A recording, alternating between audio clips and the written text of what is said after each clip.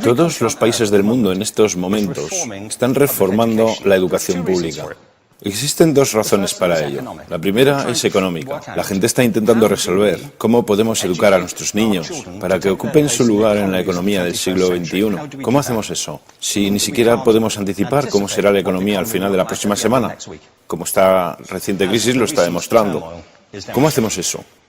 La segunda razón es cultural.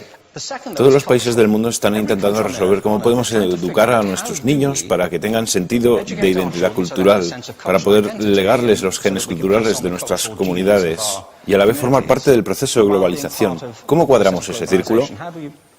El problema es que están intentando enfrentarse al futuro, a base de hacer lo mismo que en el pasado. Y en el proceso están alineando a millones de niños que no ven ninguna utilidad en asistir a la escuela. Cuando nosotros íbamos al colegio, nos retenían allí con la historia de que si trabajábamos mucho y sacábamos buenas notas, y luego estudiábamos un título universitario, tendríamos un trabajo. Nuestros hijos no se creen eso. Y hacen bien, por cierto. Es mejor tener una titulación que no tenerla, pero ya no es ninguna garantía. Y especialmente no lo es si el camino hacia ella marginaliza la mayoría de cosas que tú consideras importantes acerca de ti mismo.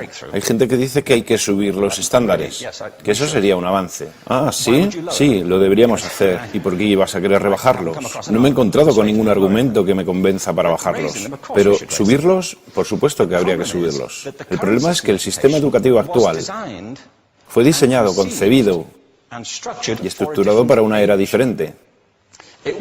Fue concebido en la cultura intelectual de la Ilustración y en las circunstancias económicas de la Revolución Industrial. Antes de la mitad del siglo XIX no había sistemas educativos públicos. En realidad no. O sea, podrías estudiar con los jesuitas si tenías dinero, pero la educación pública, pagada con los impuestos, obligatoria para todo el mundo, gratuita y a la vuelta de la esquina, era una idea revolucionaria. Y mucha gente se opuso a ello. Decían, no es posible para muchos niños pobres que están en la calle beneficiarse de la educación pública.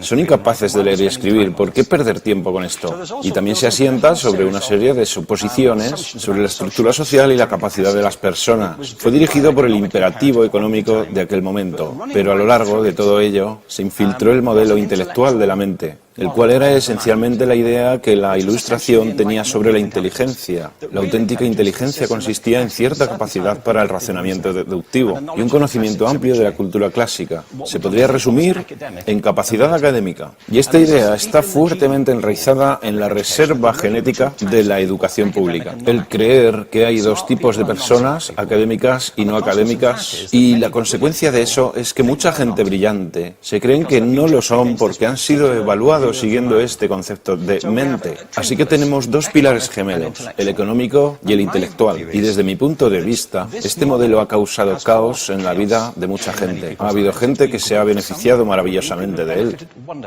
pero la mayoría de la gente no. En lugar de beneficiarse, sufren de esto. Una epidemia moderna, mal ubicada y también ficticia. Esta es la plaga del síndrome de déficit de atención e hiperactividad, TDAH. Este es un mapa de la incidencia del TDAH en Estados Unidos, el mapa de prescripciones médicas para el TDAH. No me malinterpreten, no quiero decir que el síndrome de déficit de atención no exista. Yo no tengo la formación necesaria para ello. Sé que la amplia mayoría de psicólogos y pediatras creen que sí, pero aún es un tema a debatir. Lo que sí me consta es que no se trata de una epidemia. Estos niños están siendo medicados tan rutinariamente como a mi generación nos quitaban las amígdalas, por los mismos motivos caprichosos y por la misma razón la moda de la medicina. Nuestros hijos están viviendo en el periodo más intensamente estimulante de la historia de la Tierra. Están siendo acosados con información y les están reclamando su atención desde todos los medios. Los ordenadores, los iPhone, las vallas publicitarias y cientos de canales de televisión. Y nosotros les penalizamos por distraerse. ¿Distraerse de qué? Cosas que son un aburrimiento, en la escuela sobre todo. Me parece a mí que no es totalmente una incidencia el hecho de que la incidencia del TDAH haya crecido paralela al incremento de los test estandarizados. A estos niños se les está dando cosas como Ritalin, Adderall, a menudo medicación bastante peligrosa, solo para hacer que se concentren y se calmen. Pero según esto, el déficit de atención aumenta al ir al este de este país. La gente empieza a perder el interés en Oklahoma.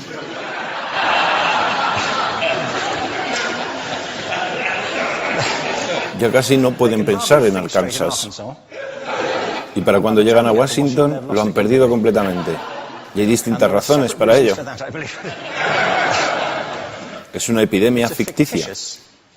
Si lo piensas, las artes, y no quiero decir que sea exclusivo de las artes, creo que también es cierto para las ciencias y para las matemáticas, pero permítanme hablar en particular de las artes, porque ellas son las víctimas de esta mentalidad en especial. Las artes tratan especialmente la idea de experiencia estética. Una experiencia estética es una en la que tus sentidos están funcionando a su máxima capacidad. Cuando te hallas presente en el momento actual, cuando vibras con la emoción de lo que estás experimentando, cuando estás plenamente vivo. Y la anestética es cuando cierras tus sentidos y te atontas ante lo que está sucediendo. Y muchos de estos medicamentos hacen eso. Estamos haciendo pasar a nuestros hijos por el sistema educativo a base de anestesiarlos. Y yo creo que deberíamos estar haciendo exactamente lo contrario.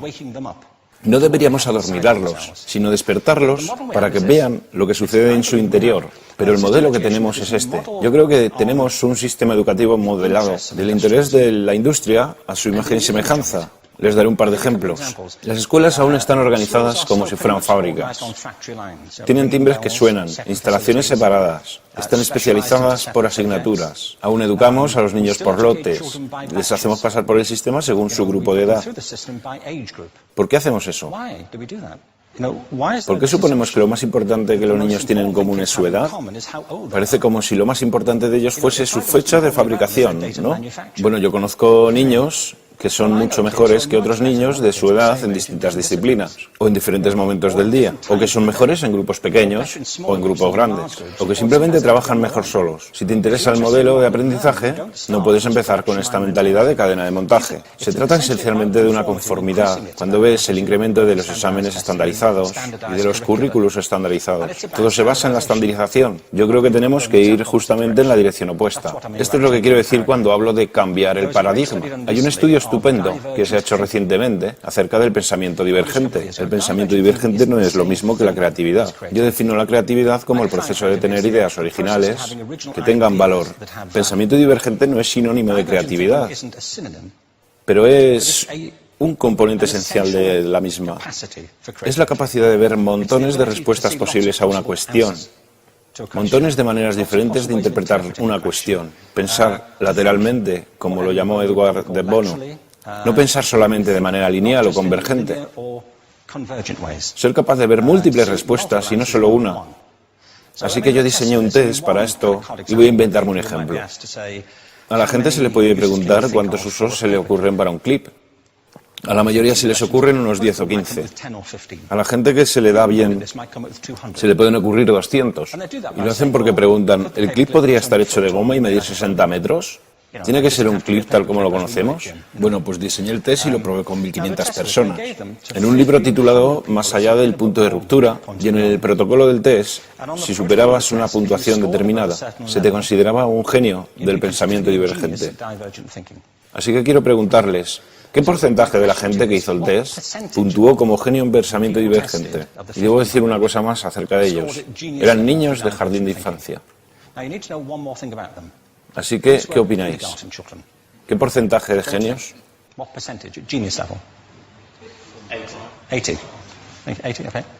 98%.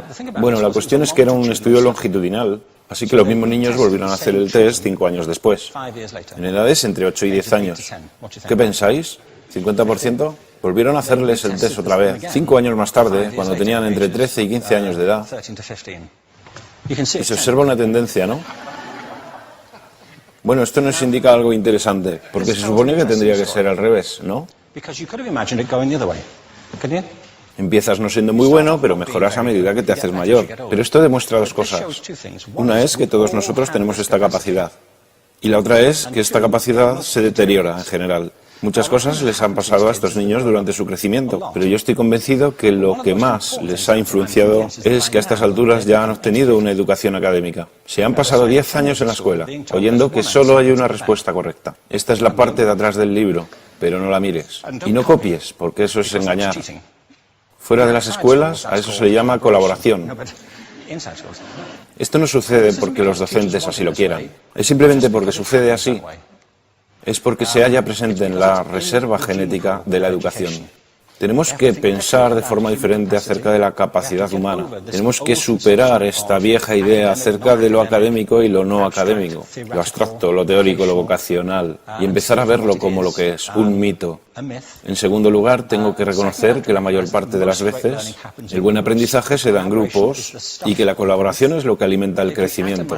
Si atomizamos a las personas, las separamos y los juzgamos por separado, formamos una especie de desconexión entre ellos y su ambiente de aprendizaje natural. Y en tercer lugar, un asunto importante es la cultura de nuestras instituciones, los hábitos de estas instituciones y los hábitats que ocupan.